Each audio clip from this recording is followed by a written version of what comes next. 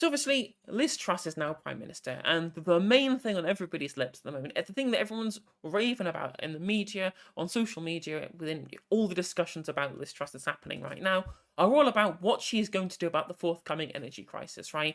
Bills expected to rise huge amounts. The energy gap was expected to go to over £3,000 and then over the £5,000 by next year. And Liz Truss, it's been rumoured. There's no official statements been made, but things have been linked to the press. Inside conservative sources have confirmed a bunch of things for us, so we now know a reasonable amount of the kind of plan that she's going to be putting forward, with regard to deal with the energy crisis. Right. So context behind this. Before now, both Ed Davey and Keir Starmer had come up saying that they were going to freeze the energy cap of what it is now. Keir Starmer was going to do it by a windfall tax on energy producers. And I'm not sure exactly what Ed Davey was going to say, but I think it was something similar to that. Now, what Liz Truss has explicitly done is rule out any kind of windfall tax because she thinks taxes are somehow bad because she's an extremely right wing person. But she's going to be do it by more borrowing, which again is kind of destroying this fiscal prudence narrative that the Tories have kind of been going on for fucking donkey's years right now, despite continually running budget deficits. But budget deficits are fine. You can run them, but you can't pull this fucking neoliberal manager to we have to rein down the deficit whilst also continually deficit spending. But I digress. Regardless, she said that she will be able to do that through borrowing. What she's going to do is keep the price cap essentially at what it is now. So when it theoretically would go up, taking into account the £400 thing that was promised by Rishi Sunak and Boris Johnson previously, and then including her freezing the price cap at where it is now, she is going to keep our bills kind of where they are at the moment. Because amusingly, after so much right wing posturing to her member base in the leadership election, saying all the beautiful tax cuts that she was going to do and all of the public services that she was going to cut, all of that shit. As soon as she's won the election, now suddenly she's got to appeal to a different group of people. So now suddenly the interventionist Liz Truss has suddenly emerged from the ashes of Liz Truss, the the objectivist. But anyway, what she will be doing is what was floated in the Times, right? Whereas previously, when we were looking at Keir Starmer's plan, where his plan was to take windfall taxes from the energy producers who are making a killing off of the increase in wholesale price of gas because their cost of it, their extraction costs are the same, but the supply is lower, so they have to pay, so they can charge more for the constrained supply. That's why we're seeing the massive price spike now because there's no Russian oil in the common European market for, gas rather, for in the European market for gas currently. So that was Keir Starmer's plan. Take the taxes that they're going to windfall tax off of the producers and then use that to essentially bail out the suppliers to be able to keep their current bills low. So, because the issue that we have is that we have the retailers at the front end who have capped profits at 2%, who would then have to deal with the energy price cap, having paid for energy off the grid and then getting 2% on top of that. And from the grid, that's all a mix of all of the different kinds of energy that gets produced throughout both renewable and non-renewable sections of the economy that then they take away from that. So that's why even these tariffs that you see that are 100% renewable aren't actually 100% renewable because what they are is just a calculation being made that they can offer enough of these 100% renewable tariffs that the rest of them are all the fossil fuel part of our energy electricity production industry, which is about 40% gas at the moment, especially which fluctuates based on time of year and based on how much wind and solar that we're getting. But that's a story for another time. Either way, what this does mean is that because the gas price essentially sets the price of electricity being produced out of the grid, right? So the gas gets extracted and then sold to the people who then use that to produce electricity, their costs are increasing because of the increasing gas prices. But the people who are producing renewable electricity, who don't have to who aren't seeing their spike in overheads, are then going to make a huge amounts of profit because the electricity coming off the grid is the same price. So what Liz Truss is doing, or at least it's being floated that she's going to be doing, instead of keeping the bills low and then bailing out the suppliers using windfall tax on the producers and the extractors, what she's actually going to be doing is capping wholesale prices for gas.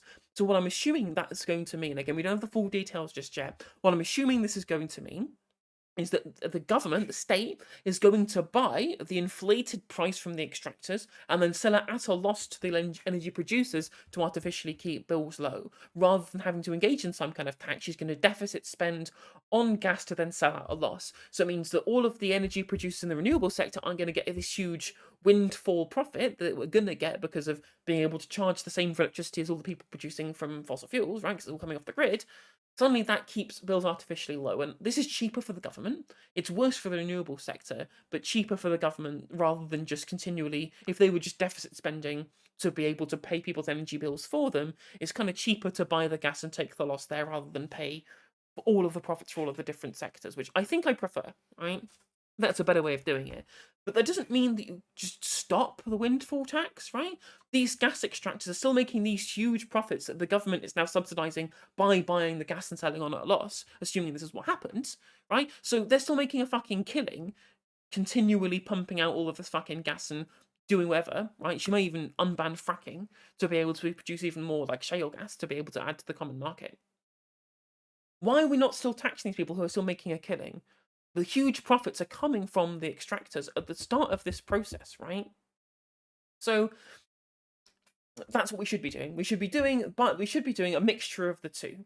The thing is that the Liz Truss plan is rumored to be for until 2024, until the next election, and Keir Starmer was only doing it for the next 6 months, and wasn't even doing was going to ditch the £400 of energy relief that was being floated by Rishi Sunak and Boris Johnson. So Keir Starmer's been outflanked by Liz Truss on this one. But in the grand scheme of things, I don't really care, because by tabling, essentially, or not even tabling, but by promoting some kind of alternative strategy, both him and the Liberal Democrats, right, Ed Davey, what they have done is force Liz Truss to be able to match them in some respects. So the fact that she's done better than them, I don't really care whether or not that's one-upped Keir or whether Labour look bad or Tories. I don't give a shit right at this point. It's ages until the next election. I really don't really care about the optics of any of this shit. What I actually care about is, are we going to make sure people aren't dying over the winter? That's the really important bit, which it looks like that's the case, is that we might not have as many people dying as we previously were if that price cap was going to hit where it was going to hit. So if that was the what Keir was trying to do by proposing this and what getting Liz Truss to match it, then that's a good thing. So I think that's where I kind of fall with regards to the energy policy moving forward.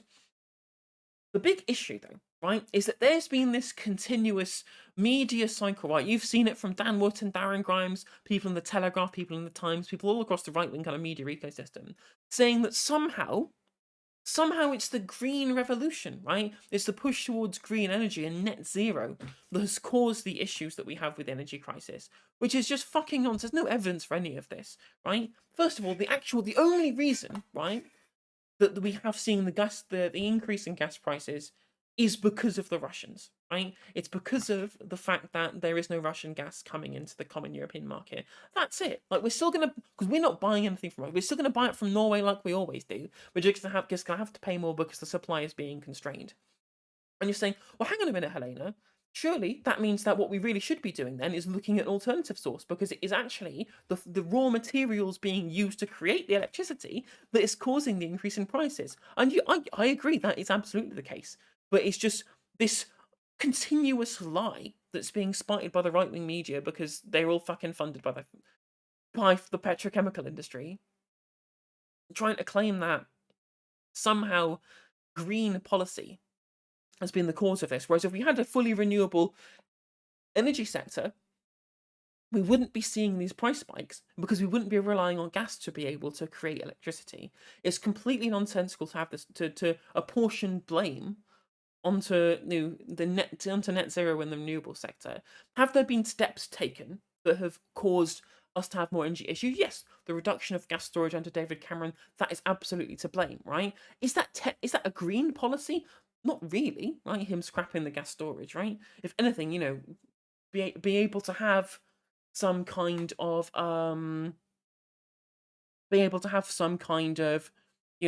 ability to be able to deal with price shocks by having that level of kind of gas storage. That's a good thing. That is genuinely a good thing, regardless whether you think that it's green or not. What the issue isn't actually with green policy. It isn't even actually with the idea of net zero, because that's just nonsensical. If we had an entirely green economy, we wouldn't be seeing the price shocks that we have at the moment. The issue is with greenwashing, right? The issue is with that we've been told forever, right, for however many decades, we're going to be replacing. We're going to have some plan to deal with climate change, and it's never ever ever gone far enough. It's always been platitudes. It's always been platitudes. It's always been virtue signaling towards what green credentials and green fingers they might theoretically have. Right? There's always been that kind of virtue signal. Has it actually got any concrete policy? Of course it fucking hasn't. We've not got any of that shit. We've not got any actual concrete policy. Has our green sector improved? Yeah, somewhat. But when you look at what's happening in Norway, where they have huge amounts of gas and oil extraction in the country, yet the vast majority of their electricity comes from hydroelectric power that we then import into the UK, right? They know what they're doing already. And we are just way behind the curve on this, and we always have been. It's never actually been about net zero. It's always been about how much commitment can we have to green policy without pissing off the petrochemical industry, whilst also being able to virtue signal to be able to get people thinking that we care about green energy, right? I remember on the stream yesterday, we were watching a young conservative say, why weren't people talking about the climate emergency during the leadership hustings? And I'm like, because the Tories don't care. They're all the voters for the Tories are all fucking old as shit. They're going to die before it even matters whether or not there is any amount of protection for the environment, because they're not going to have to deal with the issue, the externalities of climate change, right? And the people who actually work in the Conservative Party, I mean, the actual Conservative MPs, the party elected officials of the Conservative Party, they're all in the pockets of the petrochemical industry. Liz Truss literally used to fucking work at Shell. She's already in the pockets of these people, so her fundamental principle is making sure that these people stay in business and maintain profits. And a switch towards an entirely renewable electricity generation sector wouldn't be in their interest. So we're not going to get that, right? Which comes around to the actual solution to the energy crisis and the cost of living crisis in general. And people have been saying for a long time, I even have a series on my channel called Corbyn Was Right, talking about the fact that there were plenty of Corbyn policies that are being either implemented now or would be incredibly beneficial now. Now, what Corbyn's policy was about nationalising the energy retailers, the people who were then buying electricity off the grid and then selling it back to us with the 2% markup that I mentioned before. Now, these should be nationalised. It doesn't make any sense, these people being privatised, because it doesn't improve the service at all. And that 2% profit we could just take and put into the exchequer and have done with it, right? That's the thing we could theoretically do. But is that going to save the energy crisis? It's not, right? That's not going to save the energy crisis. The issue is, right, let's make a comparison. I've talked about Norway a lot. We're going to talk about them again. Let's make a comparison. Let's make a comparison with how both Norway and the UK dealt with their oil and gas deposits in the North Sea, right? Because we literally have a bunch of actual gas on our doorstep, right? Now, what we did is we licensed these out to private companies who then extract the gas for their own private ends and for their own shareholder dividends, who then sell it on the common market that we then buy back off them, right? Even though it's in our waters, in our area, and we should own this shit, right? They should be common property of people who live in the United Kingdom rather than just sold off to your private interests and their own shareholders. That has two compounding issues. And that, first of all, it means that we have to pay for the shareholder dividends when it actually comes to buying the gas off them to be able to feed the electricity generation that we have currently. Because so much of it is electricity is generated by natural gas power plants at the moment, as we've moved away from kind of coal and things like that. And the second thing is, if we actually had these nationalised, right? Look at Norway. They have their state producer of electricity. Oh, sorry, no, that's right, not their state producer. Their state extractor in the North Sea is called Equinor, right? They own a 67% stake in the company. The government do, so they get essentially veto over what happens with regards to policy that Equinor meets out in the North Sea and in the Barents Sea as well, right? In Norwegian waters, 70% of the oil and gas extracted is extracted by Equinor, which is majority government owned, right? So, the government are making all these profits, and they have done since since the 70s and 80s when these deposits were discovered, right? When we started doing that, we sold it off. How much of the money that was of the windfall from North Sea oil and gas has the UK exchequer or the UK people seen? Literally fuck all, right? It's not trickled down. We know that doesn't happen. It's all just been put into private equity companies and used to enrich the financial interests of the people who pay the bills of the Conservative Party and have since time immemorial. And we've gained literally fucking nothing. Whereas Norway, what they did is they nationalised. They got the government in control of it.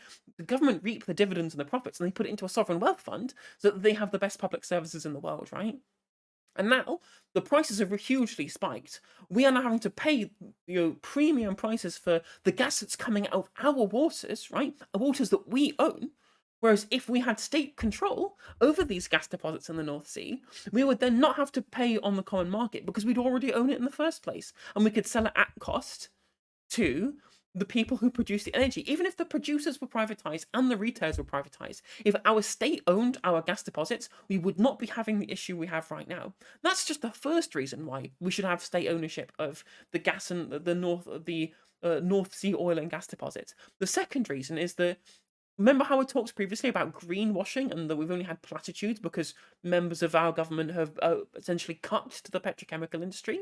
The other really important thing is that if we had control over production, right, from the state top down, and also extraction and production, actually the whole fucking lot of it, the privatization model is clearly not fit for purpose, at least not in its current model within the UK. If we would be able to control the move towards net zero in a much more powerful manner, right? At the moment, we have to keep the petrochemical industry happy and have some sort of a mix so that there needs to be some kind of profits being siphoned into the pockets of oil and gas giants at the moment, as they do, because the retailer that sells us our electricity, British Gas, the biggest one and the biggest retailer in the country, is owned by Centrica, who also own a bunch of oil fields in the North Sea, who are the biggest extractor that we have out of the retailers that we've got currently, right? So we failed on multiple counts, right? We should be making money off our own North Sea gas. We should be able to use North Sea gas to be able to keep our energy bills low rather than having to buy it on the common market at hugely inflated prices due to the war in Ukraine, right? We could also, if we didn't do that, we could also tax the people who are in our North Sea taking our gas and then selling it back to us at inflated prices for huge windfall profits. We could be taxing them to then go back into the system to then be able to pay people's bills. And we could be facilitating move away from gas altogether so that all of these price spikes would mean nothing. We've missed on literally every single part of these things, right? Every single step along this process, we've completely fucked up on, done completely the wrong thing. And now we're paying the price, right? And now we're going to have to probably make inflation worse by borrowing even more money, right? Because that's what quasi-Kwarteng has done, right? There was an idea, and I'm glad this is not happening. There was an idea that it was essentially going to be loaned to us, and then we'd pay in higher bills once the gas crisis, stopped, if it ever does do in any kind of reasonable time moving forward. Is clearly every single geopolitical entity in Europe has decided this is going to be the forever war, right? We need to fully change it, and the European Union are trying to change the stratification of the way in which the common gas market in the European Union does work, but whether we'll get any actual green shoots out of that, we'll have to wait and see. But we need to have some kind of proper self-sufficient energy plan moving forward. And the fact that we're having to further inflate the deficit, which the Tories apparently don't want to do, but they hate borrowing money to fund public services, but they hate nationalisation even more, right? Because they can continue borrowing money, right? This kind of klepto neoliberalism that we've got at the moment, where the government are happy to borrow huge amounts of money as long as they can palm it off to their mates in the private sector, and then when they lose the next election, they go, "Brilliant, well done. Here's all of your your huge deficits to deal with. Well fucking done. Enjoy." We've got off scot-free. Our donors have paid us huge amounts of money so that we can be sitting in Rolexes the entire fucking time, right? Getting our wallpaper paid for us and all that kind of shit. And is the country better? No. Will it lead to huge amounts of problems for whichever government takes over? I mean, obviously, Keir won't even fucking fix it because it's fucking melt, right? No. Will that work? No. We've literally had the worst of every single world with what's happened over the last 40 years in energy policy.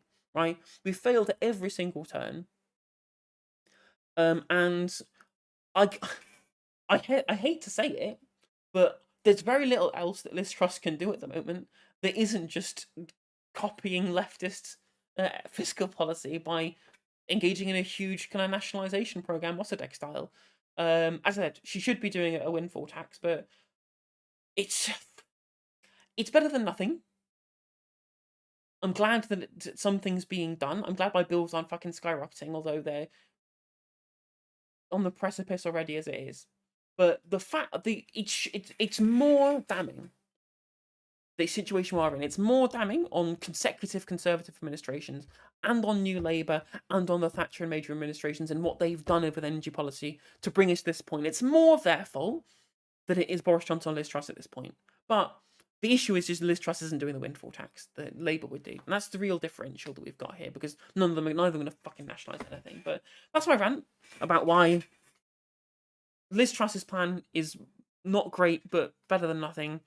Why we should have facilitated a change to green energy far, far quicker. And the actual real solution to this, of course, as it always is nationalisation, because welcome to the No Justice channel. I literally say the word nationalisation every fucking 5 minutes. But yeah, if you enjoyed this segment, please do consider liking and subscribing. It always helps the video in the algorithm. If you leave a comment below on what you thought about the video, calling me, I know, a fucking leftoid cuck, I'm sure you'll want to say if you hate me or not. If you did enjoy the content, you become a member for 99p. And also, if you click the bell, it'll notify you when I go live, and also when I upload new videos and see stream segments onto the channel. I appreciate everyone who's joined in today. Thank you very much for watching, and I'll catch you on the next one.